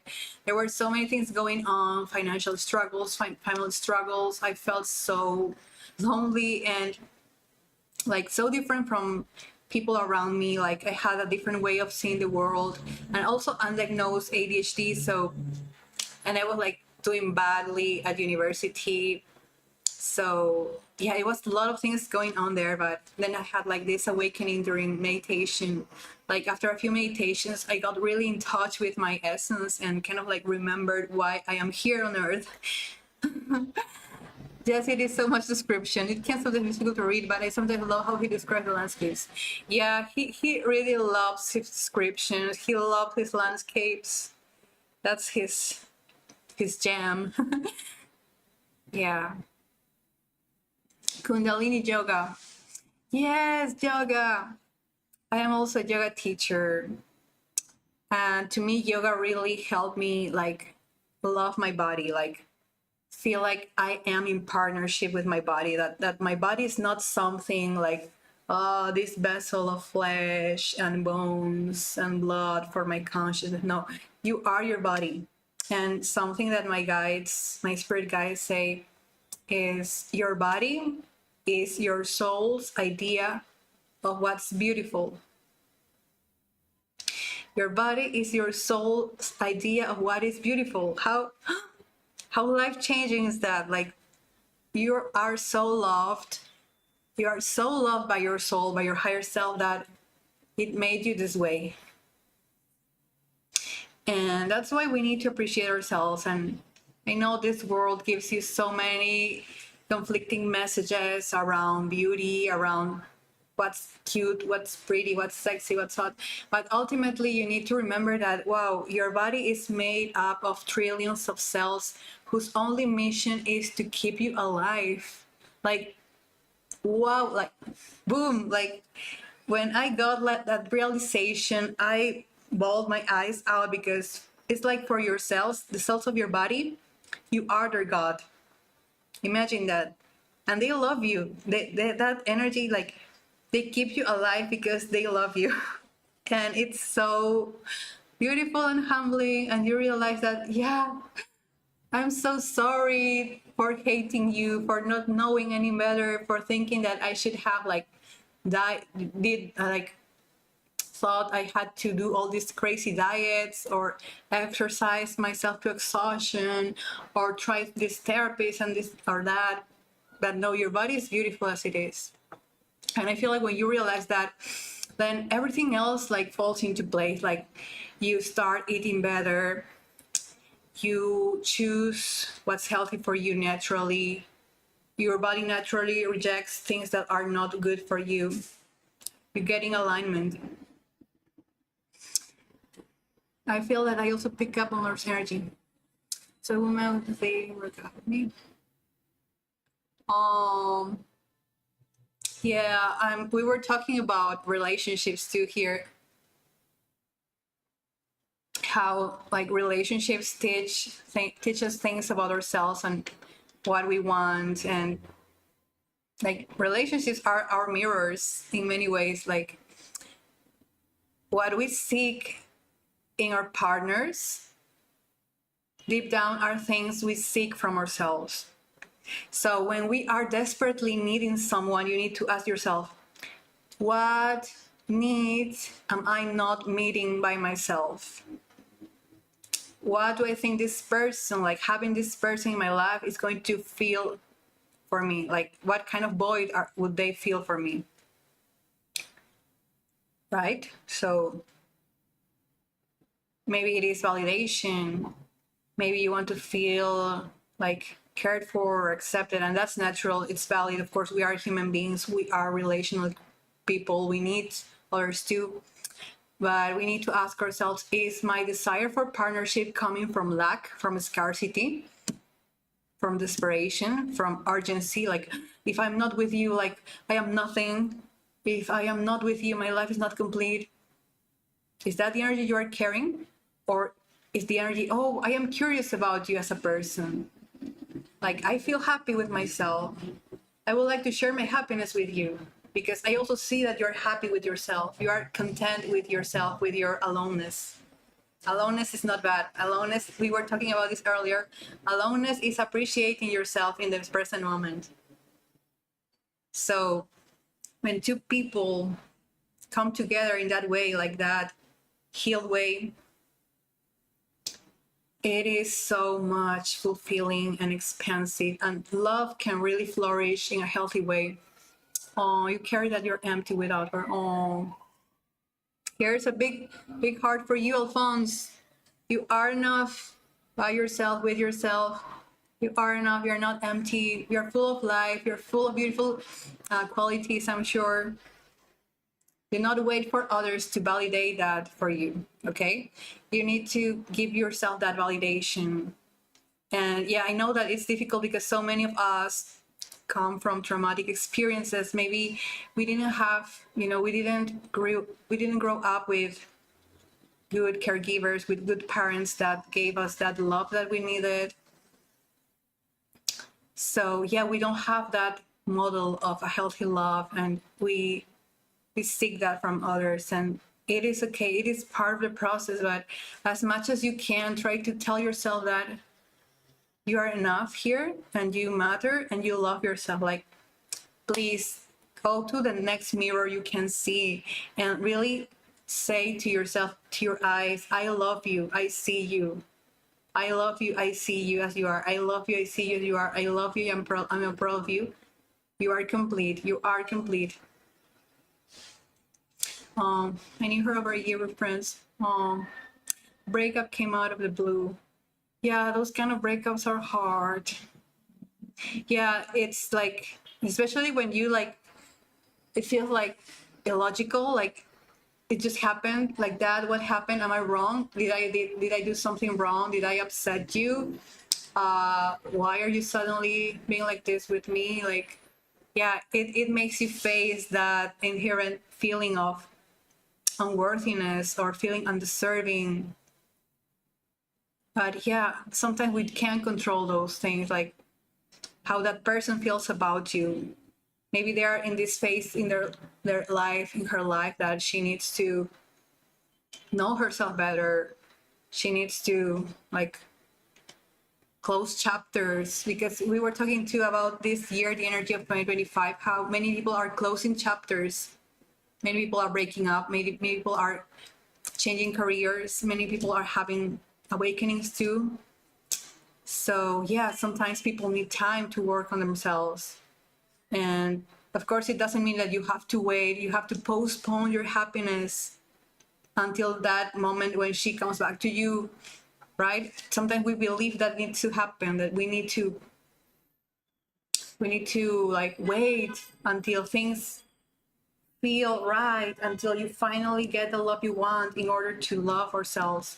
No, we need to love ourselves in the here and now first, and then the rest happens. So yeah, we were talking about that earlier, Alphonse, and I love that you're now here so we can share with you the insights. So I have the quote here I shared. I think you're going to love this quote too, Alphonse, about loneliness and aloneness. This is a quote by Osho. I'm sure you are familiar maybe with that spiritual teacher, Osho. Maybe I don't agree with his whole philosophy and his choices in life, but he has some very interesting things. And Osho says, real love is not an escape from loneliness. Real love is an overflowing aloneness. One is so happy in being alone that one would like to share. And then I got from my spirit guides this other channeling. Loneliness is about being a stranger to the self, seeking identity in or through others. That's loneliness. Aloneness means being able to be with yourself, do things for yourself, choose for yourself. When one embraces aloneness, it is an embrace of everyone else as well, for they are alone.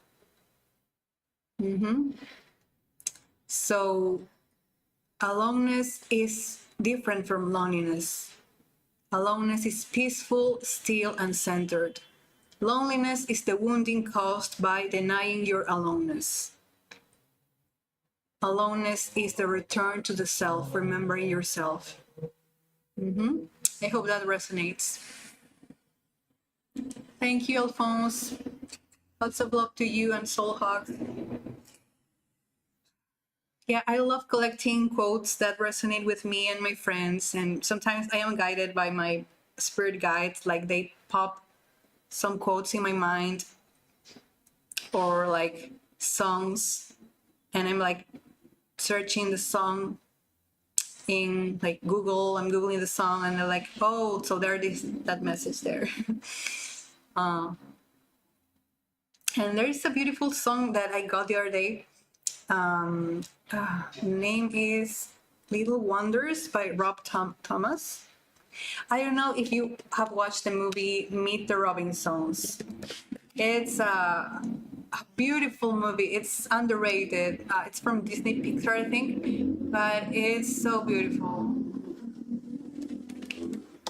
And I highly encourage you to watch that movie, especially if you have been adopted, if you've been an orphan, if you have struggled with making sense of why your biological parents left you, So if anyone else there wants some healing and inspiration, that movie is very beautiful. Meet the Robinsons. And this is not like a spoiler, but one of the songs that is in the movie is called Little Wonders, sung by Rob Thomas. And it says, our lives are made in these small hours, these little wonders, twists and turns of fate. Time falls away, but these small hours still remain. Aww. Cherish the small moments, my friend. And yes, Alphonse, I'm sure you have survived 100% of your worst experiences, and you will keep surviving and thriving. And just because you broke up with that woman doesn't mean the end of the world. You're going to be okay, I'm sure. What's meant for you will never miss you. That's my experience. What's meant for you will never miss you. And even those redirections that feel hard even those rejections that feel like, gut-wrenching, even those rejections are actually the universe redirecting you or showing you a new path, a new possibility. So I feel we can reframe like 99% of our experiences in life, we can reframe them as what, like, what is, how is the universe trying to surprise me? Like, show me how good it can get. Show me how good it can get. And everything is working out for me. Everything is working out for me. Everything is working out for you. That's how I'm like approaching my life these days. How is everything working out for me? Even the bad things. How is this serving my purpose? Maybe right now I feel it's bad, it's negative, but if I zoom out, I can feel something better. Like I can see the bigger picture and I see the pattern and how everything is aligning actually for me.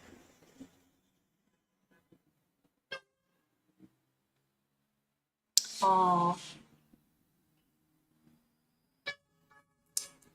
oh, Alphonse, yes. You're getting your life back. Hell yeah. Hell yeah, you are. You're getting your life back. You are still here. You survived. You're going to be okay.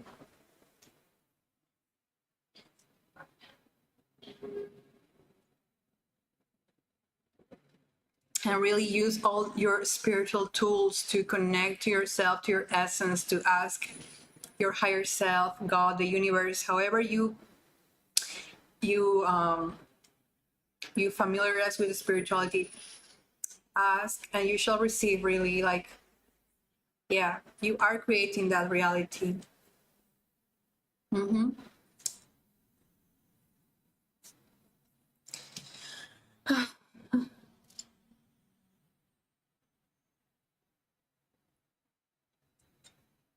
And it's often in those very, very like rock bottom moments, like when you rise from the ashes, like it is huge.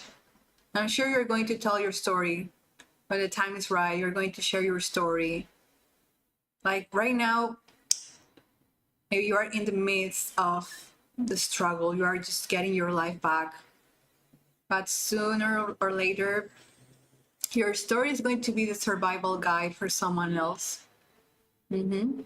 They are going to be so grateful for you, Alphonse. So grateful that you didn't give up.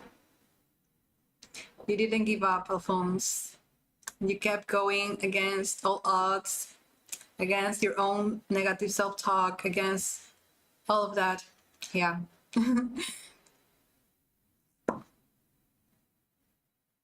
It's going to be okay. Like, and now I'm feeling like maybe I'm picking up on your energy and your guides. Maybe that, yeah, it's like you are rebuilding. You are rebuilding something much better. And help is coming to you. Like, they are going to help you. Like, just wait and see. I'm getting that message. Like, to see it and receive. Because I feel like you already did a lot in the past. Like you were working so hard without getting the same energy in return, maybe. And now it's like you are in this phase that you can also receive help you need. Maybe in the form of like resources or emotional help, spiritual help. Allow yourself to receive. That's what I'm hearing now, like for you, like allow yourself to receive. And maybe you guys have heard all this talk about, am I in my masculine energy? Am I in my feminine energy? And I like to approach these energies in a more like without the charge of this gender, like the charge we associate with masculinity and femininity. To me, these two energies, I reframe them as feminine is creative energy or fluid energy, and masculine is focused energy. That's the polarity. Creative and focused, fluid, focused, feminine, masculine. So yeah, maybe you were for a long time in your focused energy, maybe because I am assuming you were born male, you are a man. So naturally you were taught to work hard, to hustle, to do things to prove your worth, to prove your courage. And now you are reconnecting with your fluid energy, your creative energy, your receptive energy, which is so important too. And that's how you're getting your life back, by leaning into this pole of receptivity, feeling enough. Like that message from Lao Tzu, nature doesn't hurry, but everything is accomplished. Like all the flowers get pollinated by the bees and the birds. Like they don't have to do anything, they just exist and they receive. So connect with that energy of receptivity, that you are going to be cared for no matter what. My divorce was 4 years ago. Perfect. Yes. That's great. That's great. Oh my God. Like, yeah, that spiritual help is so important. Yeah. Emotional help is so important. And continue to release, continue to move your body and cry and process the energy. Feel it to heal it. Here in my community, my friends know me for EFT tapping, from somatic healing videos. I do reiki, because I have learned that we need to cover all these areas of our human experience to feel whole and truly find fulfillment. So yeah, we need to move our body to detoxify ourselves, to release what no longer serves us. We need to meditate to find our center. We need to work on our beliefs and ideas, the mental energy, the mental body, and the emotional energy. Everything is one, like all is one, all is connected. So we need to take care of everything, all parts of the equation. So yeah, you need to cry, like let those feelings come and go. I do EFT tapping. It's the emotional freedom technique. Maybe you have heard of it. And we tap in these points of the body, the meridians. So whenever a negative thought comes up, you start tapping and start releasing. Like, you know, sometimes you will feel like, I'm a failure, I don't know what to do. You simply voice those feelings out loud. Yeah, maybe I'm feeling this way, but even though I feel bad about myself, I feel lost and uncertain, I deeply and completely love and accept myself. I deeply and completely love and accept myself. And then you plant new seeds of beliefs of what you want in your life. I am free, I am powerful, I am successful, I am grateful. I look back at how far I've come, and I am in awe of myself.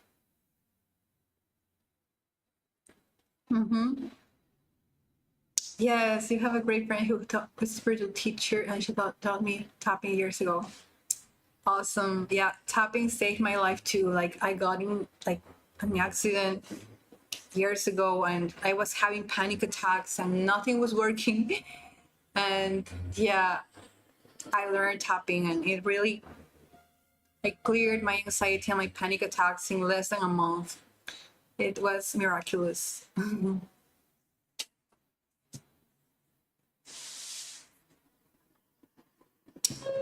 Thank you so much, my friends, for watching today. It's been 2 hours here live. Thank you so much for joining today. Thank you so much, my dad. Thank you so much, Alphonse. Welcome to the community. I am posting regular shorts here on YouTube and on TikTok as well. And I'm going to update more videos to more longer videos next.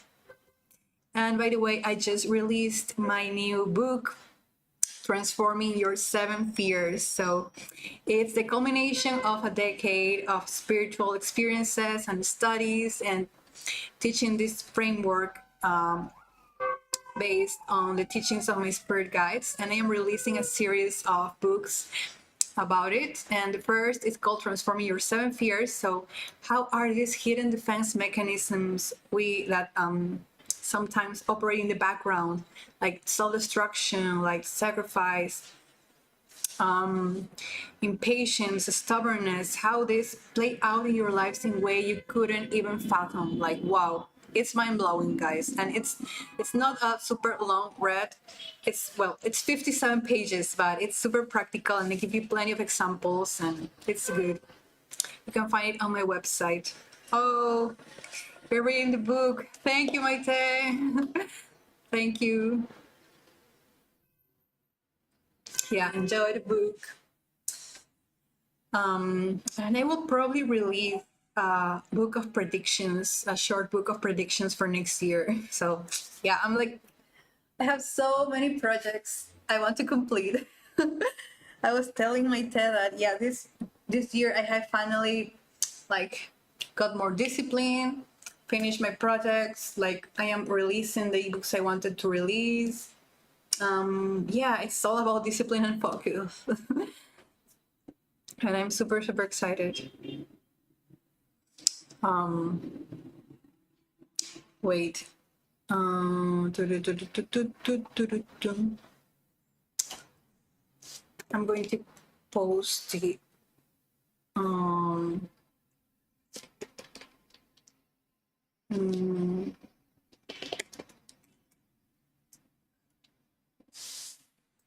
going to post the link here in case you're interested. So I teach this new revolutionary framework called soul psychology. I am bridging metaphysics and spirituality and psychology. By the way, I majored in psychology in university. I know my stuff. And yeah, I'm super excited to offer this to the world. It has helped me so much in my own life and with my clients.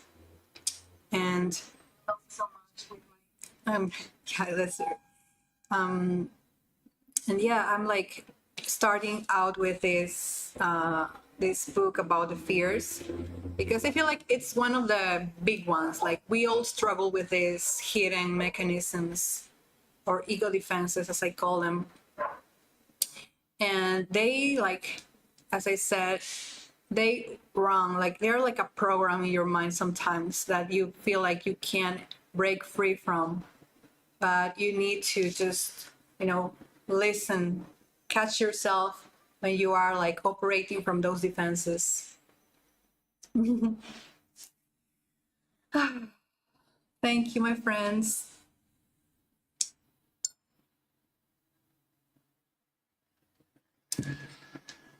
Take care. See you next time. I am going to wrap up the stream now. Thank you to all my friends on TikTok watching. Thank you so much, and I hope you have a beautiful day wherever you are. I've been streaming both on YouTube and TikTok. By the way, my handle is the same, Love and Soul 7. I am Love and Soul 7 everywhere. Yeah. Thank you, Maite. I love you. Thank you, friends. Okay, how do I stop this TikTok here? Okay, I saw the button. Bye bye.